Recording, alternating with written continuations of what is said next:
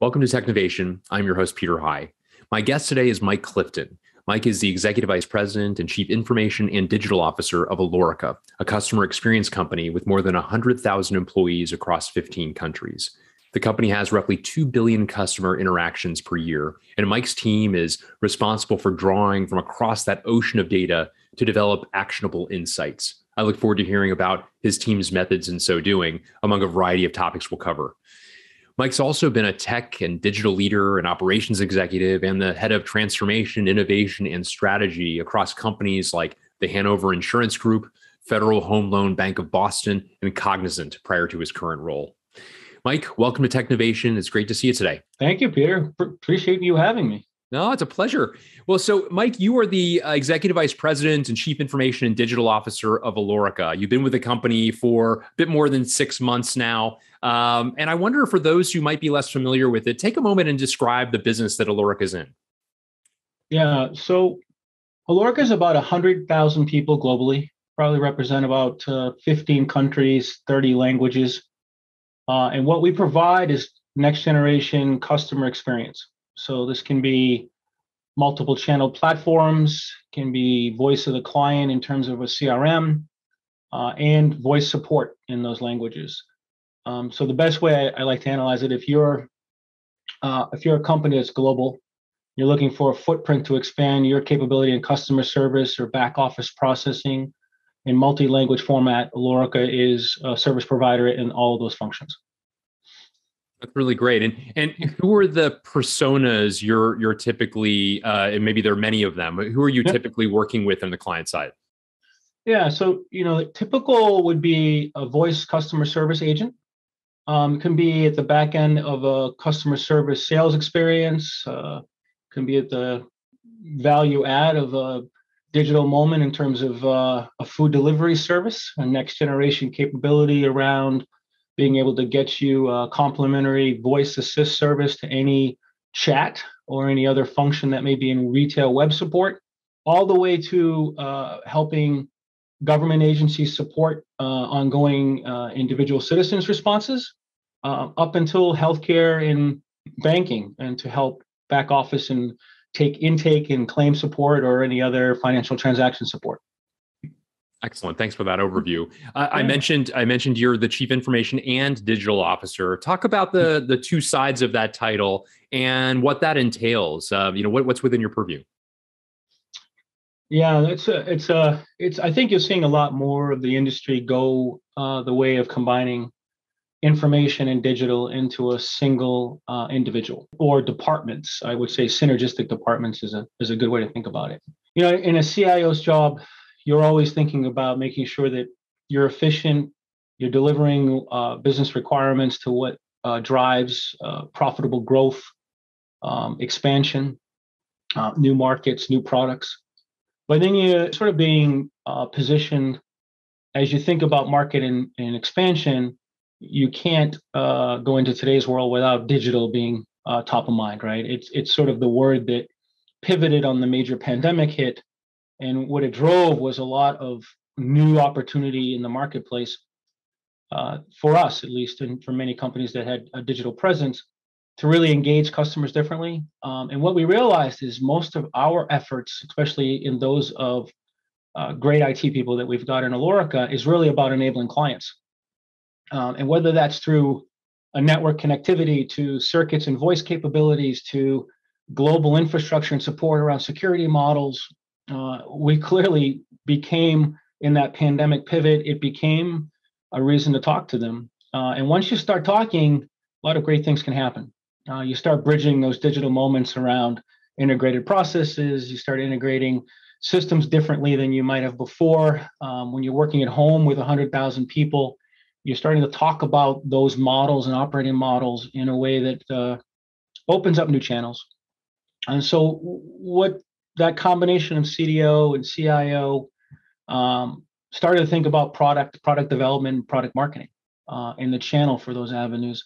So I get the benefit of both having to help think about and strategize on building tomorrow's next generation, but now I have to actually build it and do it and deliver it. So, it's part of that fulfillment lifecycle. I like to say it's that real-time agile CDO to CIO, where you own making sure that the right product's in the hands of your customer base, and it's configured as appropriately and quite frankly as efficiently as possible, all the way to the CIO, making sure it's operationally run and driven in the least possible cost, right? Whether that's SaaS or platforms of services or Stitch cloud capabilities or whatever it is, it's your job to make it all work and elegantly. So it's a great overview. And I know, Mike, this is a role, as you described, that is very customer facing. And a lot of CIO, even CDO roles are not necessarily that. And I know you've had technology executive roles at numerous companies that have not necessarily been externally focused as well. There's plenty to focus on internally in a lot of companies and a lot of complexity to those roles that are primarily operational. Talk about the sort of change in emphasis that you now have as a result of having sort of an inside as well as an outside component to what you and the team do, and the extent to which that's colored the way you think about putting a team together. Be interested in some of your insights there also. Yeah, no, it's a great point. I think it comes down to a bit of your background and skills. I've always been either on the client side, consuming from multiple sources, high tech services, consulting services, technology services, to a provider of those same services, and then now back to a consumer of those services. So to me, it's a natural progression, especially in today's world, where you better be able to articulate the technology being a seat at the table, but also a technologist being a voice of the customer and an advocate of the customer to be able to achieve what they want. When you think about our business, what we are relentless, right? We're relentless on our employees, making sure that they start their day effectively, get plugged into whatever client capable functionality and technology we need to, make sure they're productive. We have very much a high focus on making sure the employee is at the heart of Alorica. We call them Aloricans, and they are clearly our differentiator. When you think of that, you have to think about their experience and their journey, and then you sort of start to cross over to that sort of other side where you're now starting to listen to the client about what the capabilities they need are, and they started to be very clear to us. So for me, I just have an ear for listening. So I got myself into those meetings to be able to sort of do a few things, right? What are we doing for the client? What's the best thing we could do for the client? How might we do it differently? And then our clients, we've over 300 of them. They want a voice into us. We do a lot of their voice services, so we hear a lot of what's going on. We see those themes, and so we started to see some of those trends come through. And take an opportunity to pivot on those. So, that external view, I think, is a bit of I think our CEO likes to call it. It's the reasoning we all need. It's what makes us tick, and we should always think about it that way. And we encourage most of our leadership to shadow our call center agents, our back office processes, so they fully understand what it's like to be a life in the day of one of those individuals. Yeah, that's a great way to think about it. And I know from our past conversations, Mike, that you sit on an ocean of data, and the data, like for so many organizations, is at least a potential source of tremendous advantage for the company. The issue, of course, is being able to manage that data and analyze it, to draw insights from it, to then create actions, hopefully more rapidly as a result of having done all those steps prior effectively. Talk a bit about developing a strong foundation of data and being able to, first of all, also, if you wouldn't mind providing a bit of context in terms of the scale of the data that you're collecting, as well as then how you're going through the analysis of it, would be very interested to hear more. Yeah, no, thank you. It's a great question because it is a mountain. I think it may be the largest mountain that we have inside the company, and it for us, it's a path to a fantastic number of insights. So if you think about our transactions with clients on our behalf, we do about 2 billion transactions a year where we interact with clients. It's that simple. We hear them, we listen to them, we talk to them, we record them, we learn from them, and those insights become actionable. Now, for our clients, we provide that capability, pattern matching, voice and linguistics, natural language processing as services. But for us, it's also a bit of thematic patterning that we can use to think about our AI and ML models as we sort of address the industry, right? So we are vertically oriented. In those verticals, we can hear and understand a lot about what we might do better as a company and put those insights and actions to work for us as an ingestion internally. At the same time, we can start to think about, what is the buying patterns? What are the capabilities where we can start to get preventable actions or intent, as we like to call them, right, in the industry, understood before incoming calls happen. So we start to use that sort of closed loop of knowledge mapping to start thinking about as industry events happen, retail and large scale Black Friday events, or healthcare in terms of renewal cycles and onboarding, patient onboarding, pandemic planning as it relates to watching the trends as you'd watch the globe start to think about and identify patterns of the virus making its way through certain zip code states, territories, geographies. All those things are actionable insights, which also help drive behavior at our calls or our interactions or our chats or our virtual assists. Those intents are all built on data that's actionable, data that's sort of correlated, and AI and trained models that sort of preempt. So many of those interactions in that data is where our insights go. And we've built a fairly standard practice around ingesting, understanding, and moving towards pattern recognition and helping clients, drive some change. I mean, if you could understand the amount of calls you may get on certain disruptive things, change in billing process is basic as an insurance company, to a claim where maybe policy processes have changed. Those intents being queued up to be helpful and drive a rapid response that is, seconds versus minutes is a massive cost savings for many clients, right? And hopefully for us too. So that data becoming more actionable for us is where we're headed. Certainly, it's in place in a number of companies now, and we've got a path to perfect that. So. And you alluded to some of the important trends in technology that help you parse through that, whether it's artificial intelligence, machine learning. You've referenced RPA as a key ingredient to it as well. How do you think about, as each of those are trends that are themselves evolving with new standards, new players who are delivering best in class solutions? How do you think about the ecosystem that you're building in order to deliver all that you described, Mike? Yeah, I think about it way too much is my problem. Because I think you actually used the words I would repeat over and over. It's an evolving ecosystem. The amount of data we have clearly is an asset. The usage of that data is a maturing ecosystem. The insights from that data, we have some. Are they the right ones? Still thinking about it, right? But if you unpack our customer base, when we do our surveys, 80% of our customers come back and say, if we could learn from our data in a more advanced way than we are today, we'll be better off. I mean, that's clearly a goal for everyone. It's almost as if the lake is full, the mountains are overflowing with water, and it's called data. And everybody's saying, I want actions from it. But we're all trying to get the most value we can. And to me, I think we have to focus. When you think about that maturing ecosystem, how do we preempt actions by understanding patterns and understanding the behavior of our clients and its customers? When you know that, you can be much more proactive in the way you think about shaping those models, shaping those intent engines, and being responsive in either calls, e-delivered services, or digital CX moments, right? That for us is the focus and the outcome. But I think most clients would say knowledge management is key.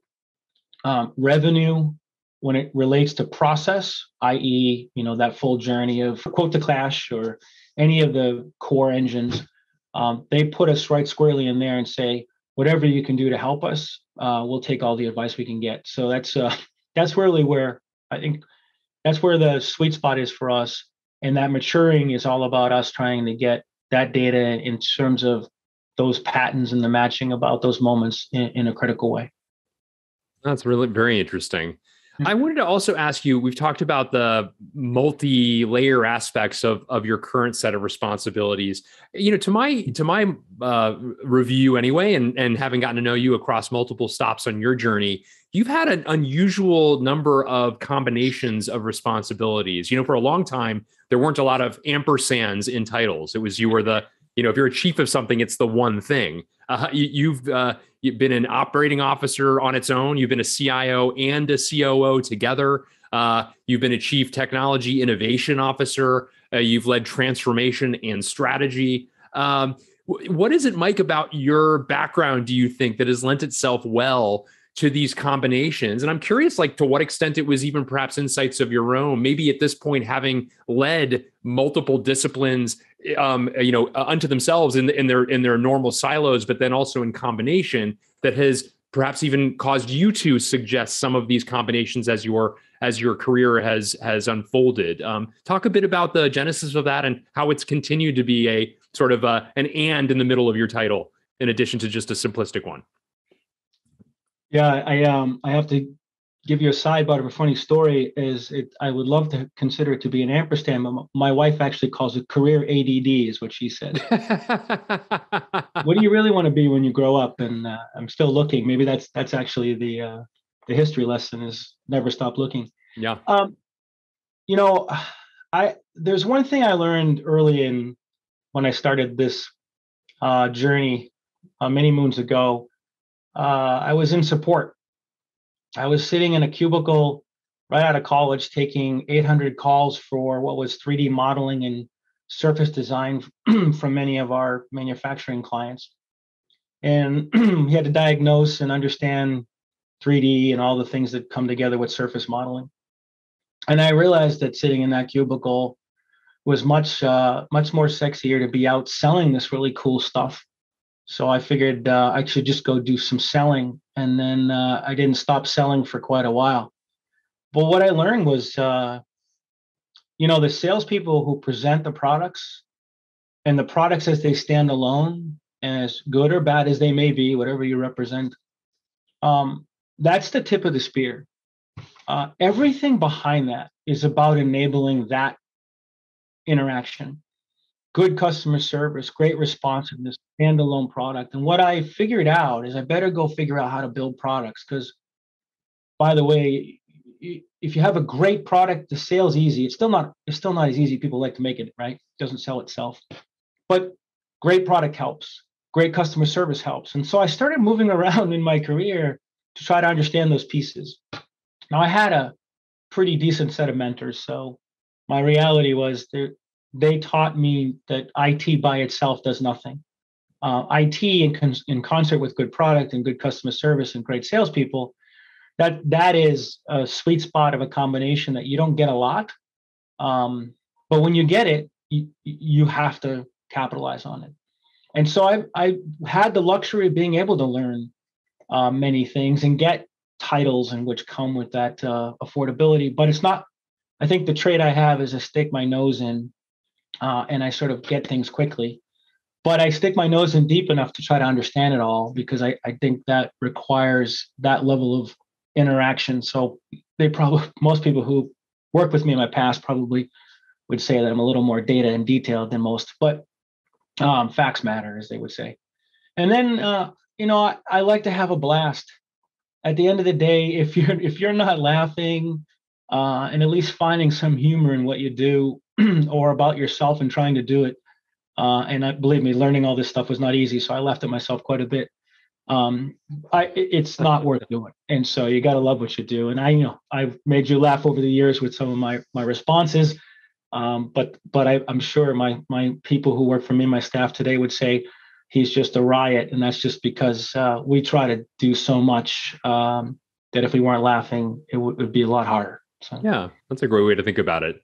Yeah. I wanted to also ask you, Mike, as somebody who, again, has been successful in so many different settings, different industries, as you look back across the sweep of your career and think about some of the the key elements, the key moments that have led to, the climbing an additional rung, and especially like if this were sort of pitched as offering guidance to somebody a decade or two younger than you, what are some of the secrets along the way you think that have been difference makers for you?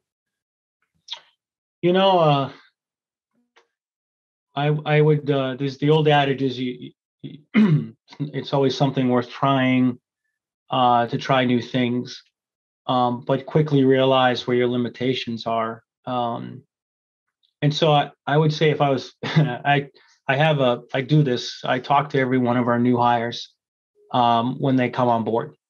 And I would love to hear their experiences. I love to hear where they came from. I also do some trending with the data. Most of them are musicians, a lot of gamers, by the way, but a lot of musicians. So creative types, which I think is fantastic. And I always look back and they, how did you get where you are? Give me some advice kind of question. And I've been blessed. I've been lucky. I've had some great people who sort of looked at my skills and said, boy, he seems to be very inquisitive and he gets it quickly. So let's give him this opportunity. Let's give him that opportunity. And I never asked for anything. I always just took the opportunity and moved in that way. And so I would say, maybe that's not the trait of many today. Maybe it's if you get a little bit more, you want a little bit more. But I just had this unrelenting quest for more knowledge. So, and without asking, I was just afforded more and more. And, careers got built that way. And those blocks helped me understand that sort of lens of many roles into what needs to be, the perfect harmony of a great sale or a great experience with a client. So I would say I might not be the poster child for the best journey, but I certainly would tell everybody, if you're given the opportunity to go learn something because someone sees it in you that you could do it, take it.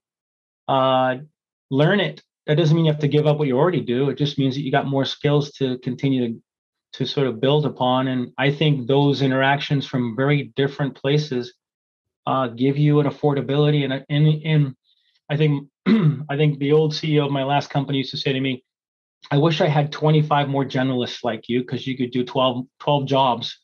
And I used to say, I just want to do one really well. That'd be great. So, but he would laugh. Maybe anyway. But my sense is be a good shepherd of your own career. You own it. Mm-hmm. Learn as much as you can. Your management is there to guide you on that, not to own your career. You own it. And I think that's the one thing that I've always taken with me is, it's my job to build it, and they will buy it if I build it the right way. So that's great advice. Thank you for reflecting on that. We've talked about a number of important trends from data and analytics, generally speaking, the role that AI and ML and robotic process automation play in making those easier. Are there other trends as you think as you look to the future, rather, Mike, that you would call out or underscore as particularly meaningful, as you're thinking about the roadmap ahead?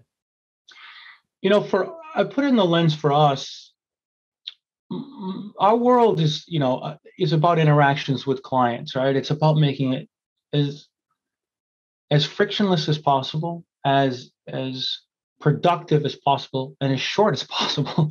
And so when you have that call, when you have that discussion, you have that moment of processing, you got to put that information that they need in their hands.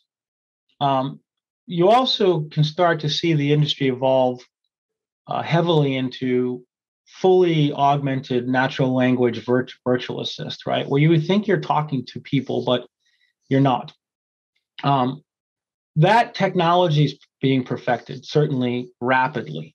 And we've got to supplement that capability into our domain as we think about the future, right? So if you have a fully outcome-based service, right? If you're a next generation fintech or tech industry, you don't have infrastructure. You need a nested set of services with an outcome-based, which is, I really need a customer experience engine.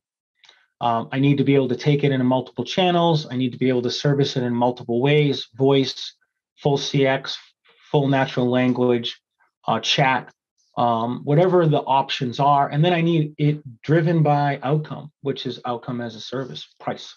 So we're seeing that evolution, especially on the new next generation tech stacks, um, certainly become the standard, right? And we're primed to make that. I think that's where all the great science comes together, and you can really look at next generation end-to-end journey mapping, and you made a difference to someone. And you're starting to design tomorrow into the platform, and you're working really collaboratively with the business people from these clients to sort of say, what if we did this? What if we did that?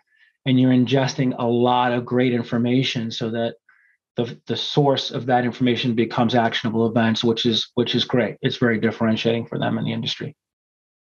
That's a great overview, Mike, and a great summation in many ways of what you've described across the conversation as to what you and your team are doing at Alorica.